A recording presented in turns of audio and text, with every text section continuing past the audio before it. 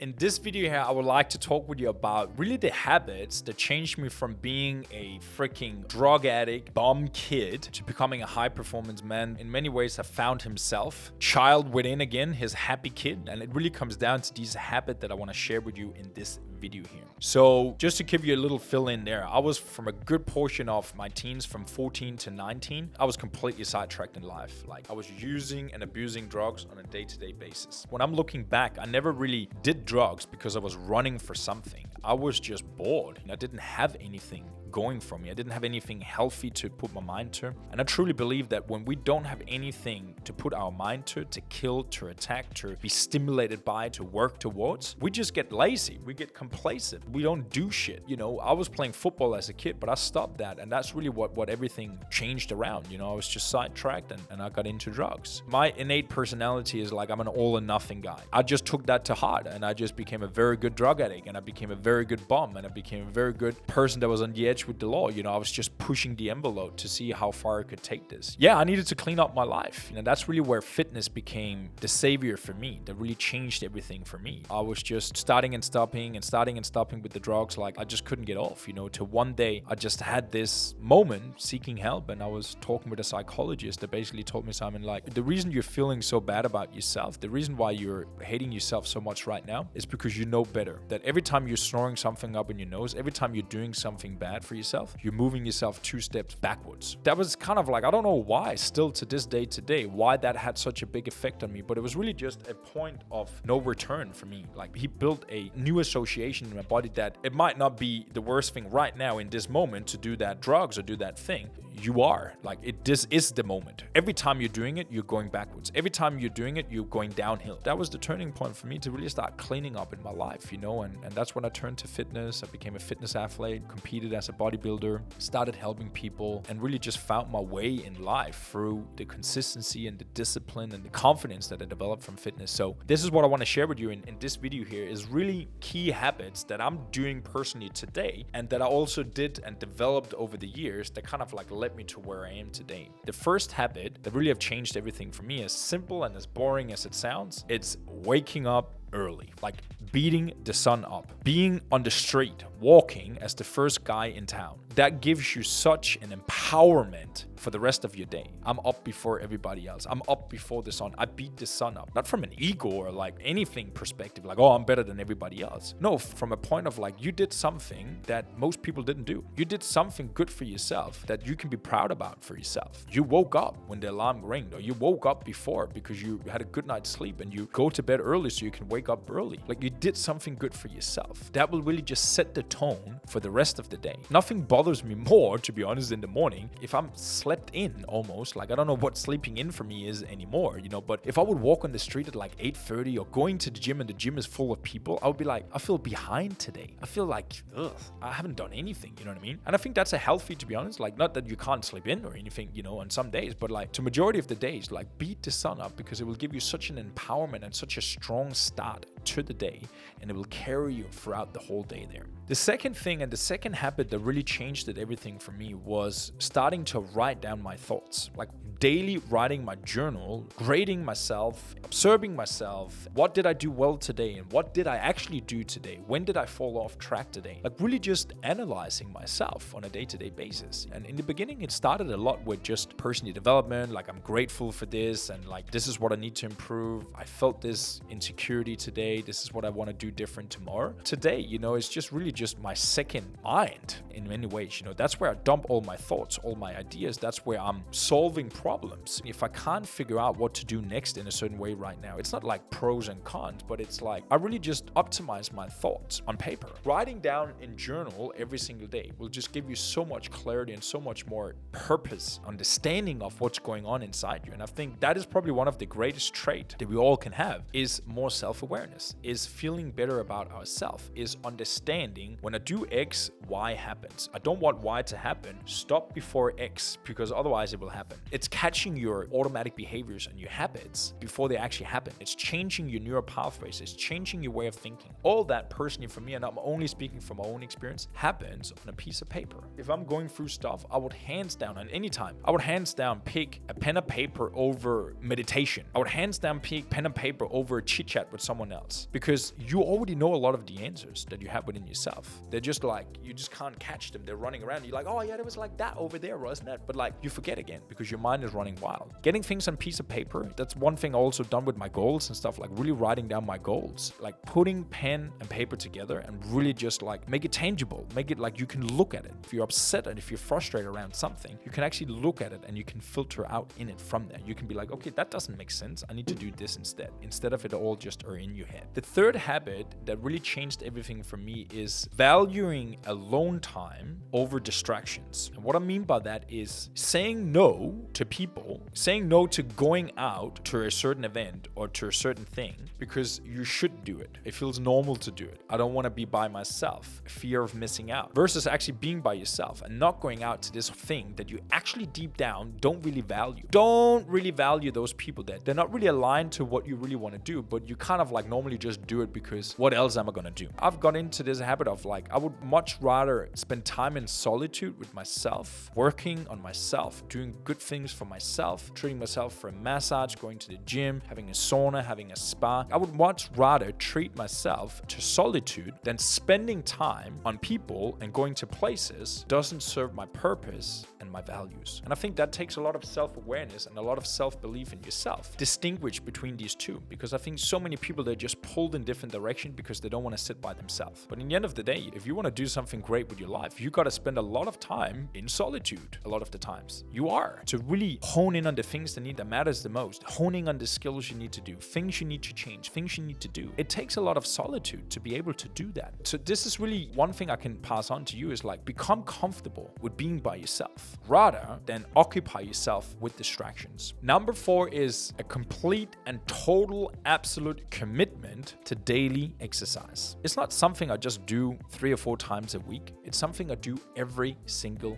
day, because I truly believe something that's worth doing is worth doing every single day. Now, do you need to tear apart your biceps and your legs and your chest in a heavy freaking squat or a bend over row 5, 6, 7 times a week? No. When I'm saying commit to daily exercise, meaning you're doing something every day. And one day it could be a yoga and a stretch, one day it could be a walk or a bike ride, another day it could be a gym session. But you're doing something every single day, like every day. Okay, I have not done anything every single day for years because I'm like, what am I going to do? I can't just like lay in my bed and sit still and eat freaking junk food all day, even if it's a day that I'm off and then just treating for myself. I want to go for a walk in the morning, get fresh air, grab a coffee, going to the beach, going for a walk. I want to do some stretch for myself because I've been tired and sit down like a lot during the week. I want to go for a sprint. I want to go for a hike. I want to do something that moves my body every single day. And I think that's just such a simple shift again, that if you can commit yourself to daily exercise, what that will do, first of all, to your physical health and your well-being, but second of all, what it will do to your self-identity. I am an active person. I am an athlete. I'm doing it every single day. That will just like strengthen this sort of like health anchor inside you, that no matter what happens, no matter how stressful you've been,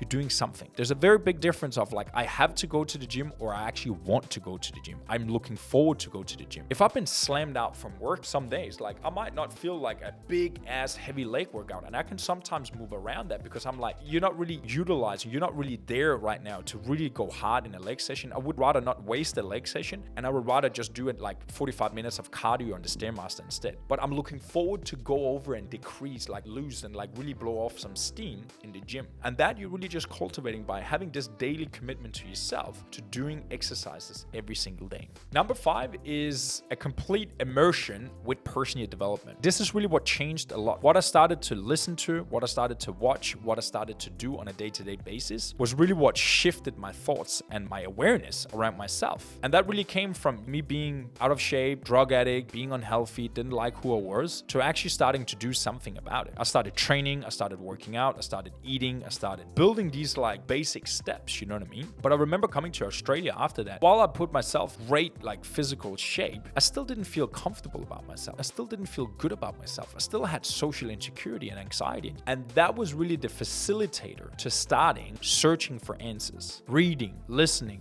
observing, and really just immerse myself with personal development. Really just like studying, thinking about what do I need to change. And I think there's a big thing today because there's so much content out there. It's just like, what do I watch? What do I even listening to? What am I learning? What am I actually doing? And I think a key thing for you to think about, it's like be super specific instead of just being general. general, instead of just watching and listening to a bunch of things, but become super specific about what you watch and who you're watching. What is the problem you're trying to solve right now? Is it a specific thing for me like it was, hey, I need to overcome my social insecurities? Why am I feeling this uneasiness when I'm going into these situations? Why do I believe this about myself to be true? That was very specific for me to do. Okay, if you're out of shape right now and you can't get yourself to eat freaking healthy food, what is the specific things you need to learn and optimize around? What is the habit you need to break? Okay, if you're in a business right now, how do I get my business from 5 figures to 7 figures, 5 figures to 7 figures, 6 figures to whatever? Where are you at right now? What is the specific problem you're trying to solve right now? And then go and study and learn about that. But also in general, you rather listening to something motivational, even if it's just motivation, than watching the news. That's a big opinion I have with my parents every single time I go home. I'm like, you consuming this news like it's freaking lollipops. Like,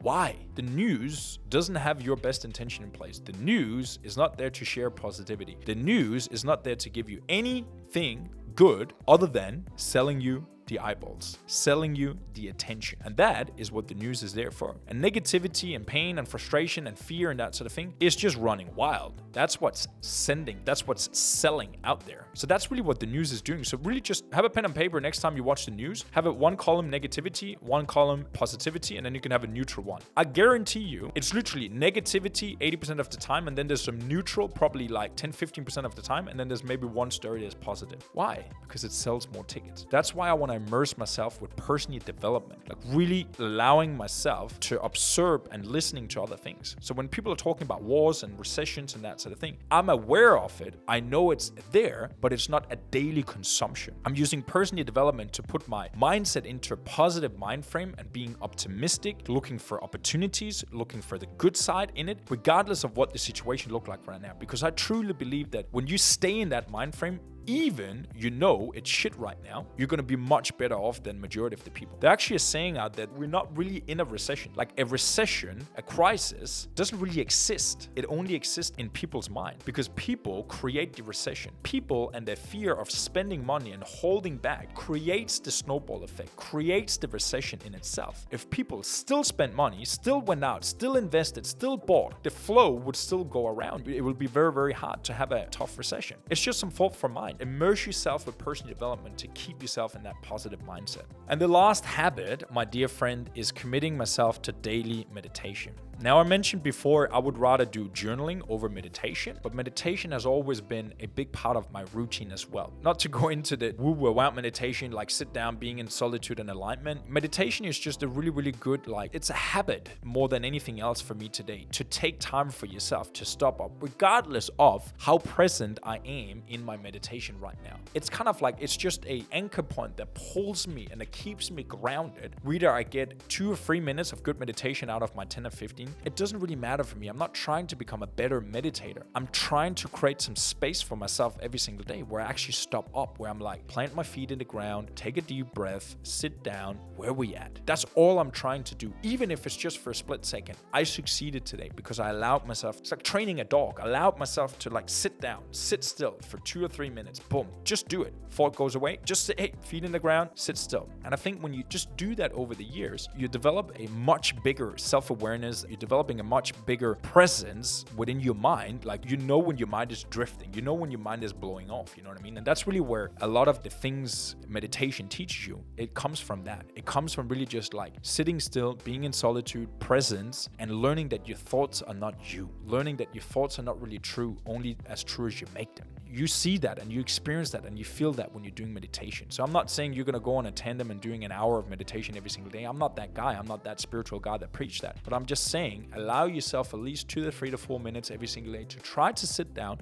in solitude, plant your feet in the ground, and feel after. Where am I at today? How am I feeling? Where's my thoughts at? And that's why I truly believe that watching the news, scrolling on your phone and that sort of thing, that's really what, scrolling on social media, that's really what steals our juices and our energy. And when you meditate every single day, you bring it back to the center and you bring it back to what it really is. This is just a list of the things that I'm doing consistently on a day-to-day basis that I've developed over the years, that is a framework for me to think through and for me to hold myself accountable to really just keep me centered and keep me anchored to the person I want to become, and to constantly strive and to constantly become a better version of myself. So if you like this video, hit the like button below. Remember to subscribe and follow along. You can also follow me on my social media on Facebook, Instagram, TikTok, and LinkedIn. The main platform that I'm on is Instagram. You can find me over there on Simon Thomsen, SIMONTHOMSEN. I'll see you in the next video.